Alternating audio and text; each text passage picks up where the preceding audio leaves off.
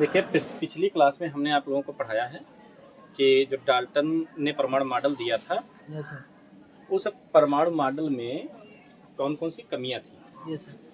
अब वो कमियां किनके आधार पर बताई गई, कौन सी ऐसी चीज़ें थी जिनके आधार पर डाल्टन के परमाणु मॉडल के चार पॉइंट गलत हो गए और एक ही पॉइंट सही बचा। वो थे परमाणु में उपस्थित मूल कण। ठीक है, परमाणु जिन मूल कणों से मिलकर बना होता है, उन कणों की जब खोज हुई तो उन मूल कणों की खोज से डाल्टन का परमाणु मॉडल गलत साबित हुआ। Yes sir. डाल्टन ने बताया था कि परमाणु जो है अविभाज्य कण है, इसको और अधिक छोटे कणों में नहीं तोड़ा जा सकता। Yes sir. लेकिन जब परमाणु के अंदर परमाणु से छोटे कणों की खोज हो गई तो डाल्टन का ये परमाणु जो पॉइंट था परमाणु मॉडल का, वो गलत हो गया कि इसको और छोटे कणों में नहीं तोड़ सकते। क्योंकि हम परमाणु के जो मौलिक कण होते हैं उनके बारे में आज जो है चर्चा करने वाले हैं। पहला जो परमाणु का मूल कण होता है उसका नाम होता है इलेक्ट्रॉन। क्या नाम होता है? इलेक्ट्रॉन। देखिए इलेक्ट्रॉन जो होता है इसका प्रतीक ई लिख के इसके ऊपर माइनस लगाया जाता है। ये इसका प्रतीक है। अगर कहीं पर ई लिखा हुआ है और माइनस ऐसे लगा हुआ तो इसका मतलब इलेक्ट्रॉन ही लिखा हुआ है।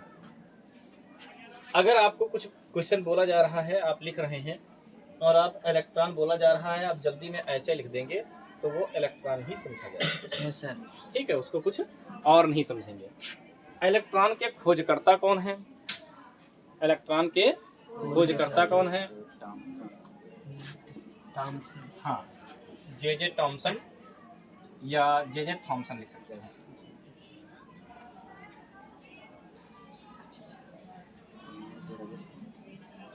टॉमसन या थॉमसन कुछ भी लिख सकते हो। ठीक है, टॉमसन। इन्होंने इलेक्ट्रॉनों की खोज की थी। आवेश की प्रकृति कैसी होती है? इस मौलिक कण इलेक्ट्रॉन पर जो आवेश होता है वो कैसा होता है?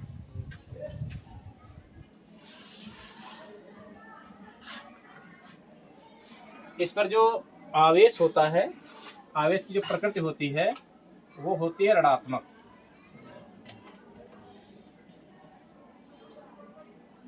मतलब इस पर जो आवेश की प्रकृति होगी वो ऋणात्मक होगी। कहने का मतलब ये है कि इलेक्ट्रॉन जहां जाएगा, जिसके पास जाएगा उसके पास ऋणात्मक आवेश लेके जाएगा, जिसके पास ऋणात्मक आवेश है। अगर हम बात करें कि परमाणुओं की साझेदारी की, किस प्रकार से परमाणुओं से अणु बनते हैं, तो इन्हीं इलेक्ट्रॉनों के आदान प्रदान से परमाणुओं से अणु बनते हैं।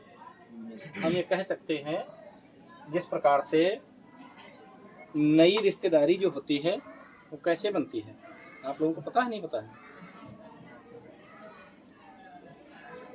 सर कोई मिल करके रिश्तेदारी जो होती है ये लड़के और लड़की की शादी से होती है, नहीं बनती है। जैसे पुरानी रिश्तेदारी हमारी है, जैसे मौसी की रिश्तेदारी है, मामा की रिश्तेदारी है, तो जितनी भी रिश्तेदारी, बुआ की है, फूफा की है, जितनी भी रिश्तेदारियां होती हैं वो सब लड़के और लड़की की शादी से बनती है। यस। लड़के और लड़की की शादी में अधिक से अधिक लगभग 90%, 95%, 99% लड़कियां जो होती हैं अपना घर छोड़कर लड़के के घर जाती हैं। अब लड़कियों की तुलना आप इलेक्ट्रॉन से कर लीजिए, तो जो परमाणु होते हैं, परमाणुओं की जो साझेदारी होती है वो साझेदारी इन्हीं इलेक्ट्रॉनों के आदान प्रदान होने के कारण होती है। या तो इलेक्ट्रॉन बिल्कुल दे दिया जाएगा या इलेक्ट्रॉन साझे में प्रयोग कर लिया जाएगा। Yes sir. अब मान लीजिए किसी लड़की की शादी किसी लड़के से होती है, लड़के का घर सामान्य है, ना तो वो धनी है और ना ऋणी है। Yes sir. मतलब जितना कमाता है उतना रोज का रोज खा लेता है परिवार उसका, लड़के का। अब लड़की है कैसी?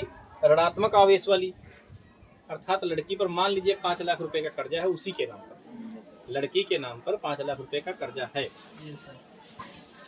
अब जब लड़की की शादी लड़के से हो जाएगी तो लड़के के परिवार में लड़की जाएगी, तो लड़के का परिवार जहाँ पर लड़की जाएगी वो घर कैसा हो जाएगा? ऋणात्मक हो जाएगा, है नहीं? क्योंकि ऋण बैल आवेश जो है लेकर लड़की जाएगी। उसी प्रकार से इलेक्ट्रॉन जिसके पास जाएगा उसके पास ऋण आवेश लेके जाएगा। क्यों? क्योंकि इसके पास ऋणात्मक आवेश होता है। इसीलिए जब किसी परमाणु के पास इलेक्ट्रॉन जाएगा या किसी परमाणु के द्वारा इलेक्ट्रॉन ग्रहण किया जाएगा, जो परमाणु इलेक्ट्रॉन को ग्रहण कर लेगा वो ऋणी हो जाएगा, उस पर ऋण चार्ज लग जाएगा, उस पर एक आयन लगेगा। एक इलेक्ट्रॉन लेने पर एक आयन और 2 इलेक्ट्रॉन लेने पर 2 आयन, 3 इलेक्ट्रॉन लेने पर 3 आयन। अगर Cl 1 इलेक्ट्रॉन ले रहा है तो Cl पर 1 आयन लगेगा। इसको हम पढ़ते हैं Cl आयन। ठीक है बेटा? और लड़की जिसके नाम पर 5 लाख रुपए का कर्जा था वो जिस घर से निकल जाएगी वो घर कैसा हो जाएगा? क्योंकि 5 लाख रुपए का कर्जा था लड़की के नाम पर, अब वो अपने घर से निकल के ससुराल पहुंच गई, मायका तक सुखी हो जाएगा, धनी हो जाएगा। भाई 5 लाख रुपए का कर्ज था वो चला गया लड़की के साथ में। तो जहां से ये इलेक्ट्रॉन एक निकलेगा ऋण आवेश लेके निकलेगा। जैसे आप लोगों ने पढ़ा है कि Na के पास जो है 11 इलेक्ट्रॉन होते हैं, तो एक इलेक्ट्रॉन अगर इस Cl को दे देगा तो Na कैसा हो जाएगा? धनी हो जाएगा। इसी प्रकार से जब किसी तत्व से इलेक्ट्रॉन निकलेगा तो वो धनी हो जाएगा और जिस तत्व जिस परमाणु में जाएगा वो क्या हो जाएगा? ऋणी हो जाएगा, ऋणी हो जाएगा। अच्छा, हमने धनात्मक ऋणात्मक तो बता दिया है नहीं, लेकिन बात आती है कि कितना कर्जा, कितना आवेश, आवेश की मात्रा। तो आवेश की मात्रा जो होती है वो होती है 1.6 गुणे 10 की घात माइनस 19 कूलाम। कितनी होती है? 1.6 गुणे 10 की घात माइनस 19 कूलाम। यहाँ भी ऋणात्मक लिखा है, यहाँ पर भी ऋण आवेश होता है। अधिकतर बच्चे इस माइनस की पावर को समझने लगते हैं ऋणात्मक, इससे मतलब नहीं है, मतलब यहाँ वाले माइनस से है। ठीक है? अच्छा, इसका जो द्रव्यमान होता है, द्रव्यमान समझते हो? वजन। अब आप अनुमान लगा सकते हो परमाणु इतना छोटा होता है जो हमें नग्न आंखों से दिखता नहीं है और उसके अंदर 10, 20, 50, 100 से अधिक इलेक्ट्रॉन हो सकते हैं। तो फिर ये कितना वजन होगा? ये तो और ज्यादा हल्का हो जाएगा। तो इसका वजन जो होता है, द्रव्यमान जो होता है वो होता है 9.1 × 10⁻31 किलोग्राम। कहने का मतलब ये है कि इसका द्रव्यमान जो होता है वो होता है 9.1 गुणे 10 की घात minus 31 kilogram. Minus 31 kilogram. Minus 31 kilogram का मतलब ये होता है कि 1 किलोग्राम के नीचे आप 1 लिख के 31 जीरो लगा दो। कितने जीरो कर दीजिए? 31। 1, 2, 3, 4, 5, 6, 7, 8, 9, 10, 11, 12, 13, 14, 15, 16, 17, 18, 19, 20, 21, 22, 23, 24, 25, 26, 27, 28, 29, 30, 31। 1 किलोग्राम के जितना बन जाएगा, अरब खरब 10 खरब जितना भी बन जाएगा, इतने टुकड़े 1 किलो के कर दे जाए। 1 किलोग्राम के जितना ये बन गया, पढ़ना थोड़ा असंभव हो गया है, इसीलिए इसको वैज्ञानिक पद्धतियों में 10 की घात में लिखा जाता है। इतने टुकड़े अगर 1 किलो के कर दिए जाएं, एक टुकड़ा जो होगा वो इलेक्ट्रॉन के द्रव्यमान के बराबर होगा। ठीक है? ऐसा आप लोग 1 किलो के 10 टुकड़े कर सकते हो, 50 कर सकते हो, 100 कर सकते हो, 1000 कर सकते हो सकता है लाख तक कर सकते हो। इसमें क्या है? इकाई, दहाई, सैकड़ा, हजार, 10,000, लाख तो यही आ गया। अभी तो बहुत सारे जीरो पड़े हैं, पता ही नहीं क्या आएगा, है नहीं? 10 लाख। तो बहुत ज्यादा जो है इसका द्रव्यमान बहुत कम होता है। कहने का बहुत सबसे कम द्रव्यमान इसी का होता है जितने भी मूल कण होते हैं, सबसे कम इसी का। तो ये तो हो गया पहला मूल कण अर्थात इलेक्ट्रॉन, जिसकी हमने पूरी जानकारी आपको दी है एक टेबल के माध्यम से। इलेक्ट्रॉन प्रतीक इसको ई के ऊपर ऋण आवेश लगा देते हैं, मतलब ये इलेक्ट्रॉन हो गया। जे टॉमसन ने इसकी खोज की थी। आवेश की प्रकृति ऋणात्मक होती है, आवेश की मात्रा 1.6 × 10⁻19 कूलम और द्रव्यमान 9.1 × 10⁻31 किलोग्राम होता है। अब अगर नंबर दूसरे मूल कण की हम बात करें तो वो होता है प्रोटॉन। क्या होता है? प्रोटॉन।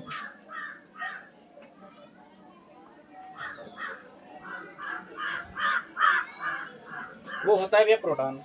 अच्छा, प्रोटॉन जो होता है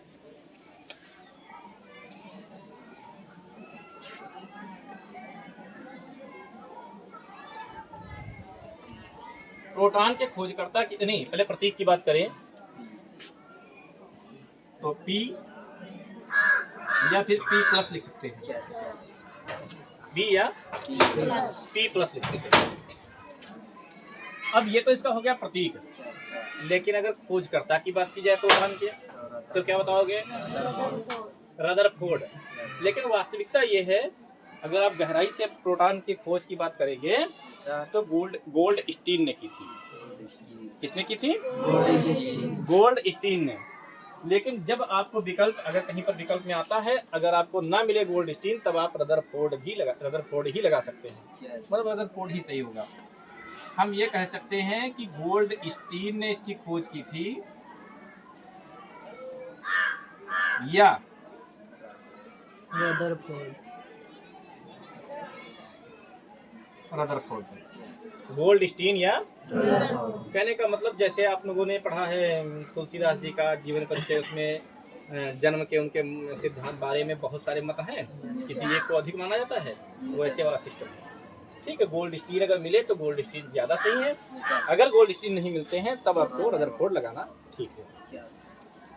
आवेश की प्रकृति प्रोटॉन पर, तो आवेश की प्रकृति होती है धनात्मक।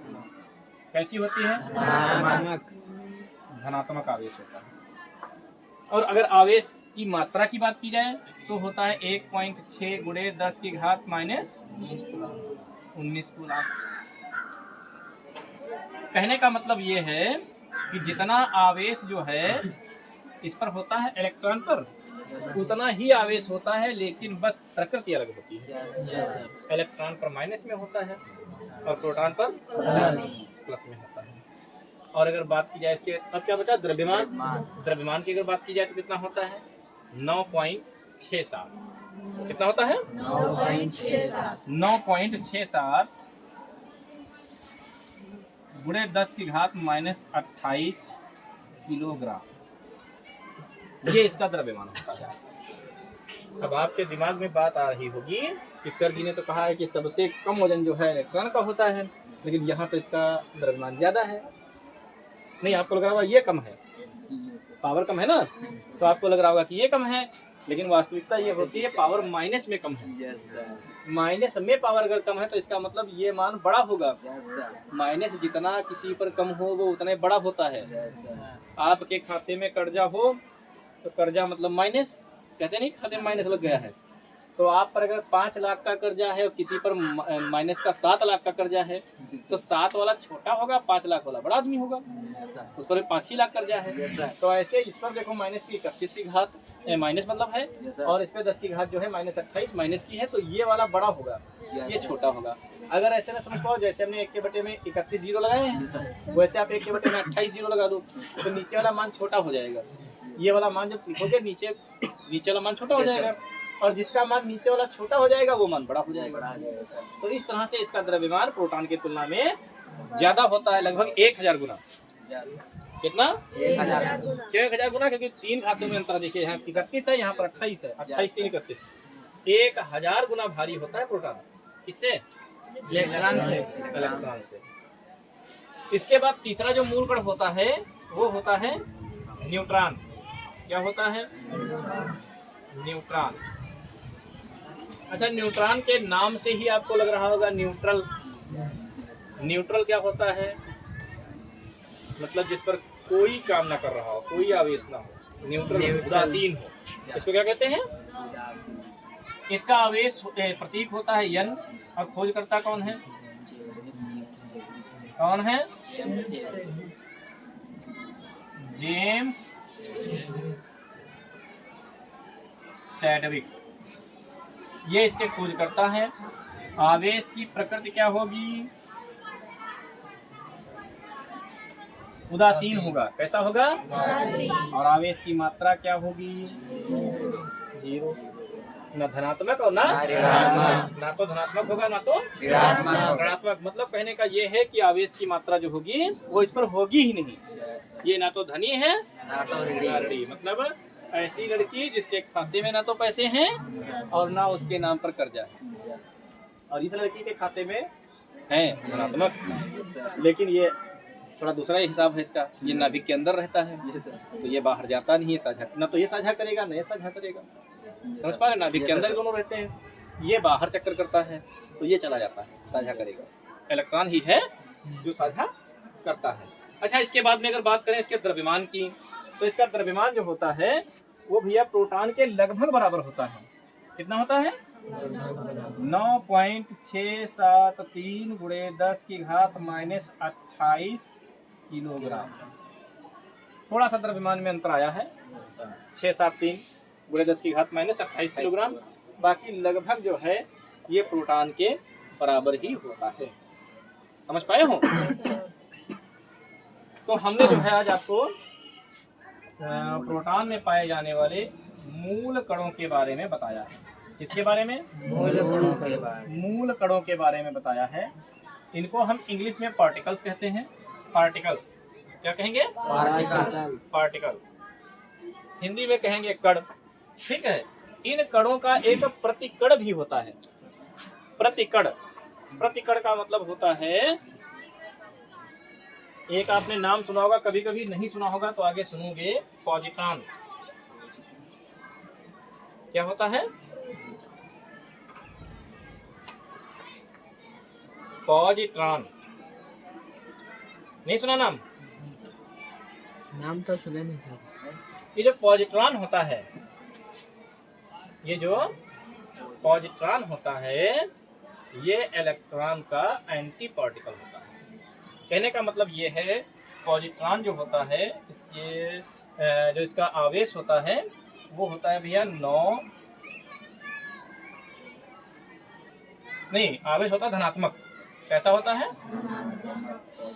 धनात्मक। कितना होता है? 1.6 गुणे 10 की घात -19। और द्रव्यमान कितना होता है? द्रव्यमान होता है भैया 9.1 गुणे 10 की घात -31 किलोग्राम। कहने का मतलब ये है कि किसी भी कण का एंटी कण वो कहा जाएगा जिसकी इन इलेक्ट्रॉन, प्रोटॉन, न्यूट्रॉन के बराबर आवेश उपस्थित हो, बराबर द्रव्यमान हो और आवेश की जो प्रकृति हो वो उल्टा हो। आवेश की प्रकृति क्या हो? उल्टा हो। इलेक्ट्रॉन का एंटी पार्टिकल प्रोटॉन हो सकता था। क्यों? क्योंकि देखो इस पर ऋणात्मक आवेश है और इस पर धनात्मक आवेश, और उल्टा चाहिए, उल्टा है। इस पर आवेश देखो 1.6 गुणे 10 की घात -19 कूलाम है, इस पर भी देखो 1.6 गुणे 10 की घात -19 कूलाम है। लेकिन समस्या जो हुई वो यहाँ पर हो गई। अगर इसका द्रव्यमान भी दोनों का बराबर होता तो इलेक्ट्रॉन का प्रतिकण, क्या कहेंगे हिंदी में? प्रतिकण प्रोटॉन होता। कौन होता? प्रोटॉन होता।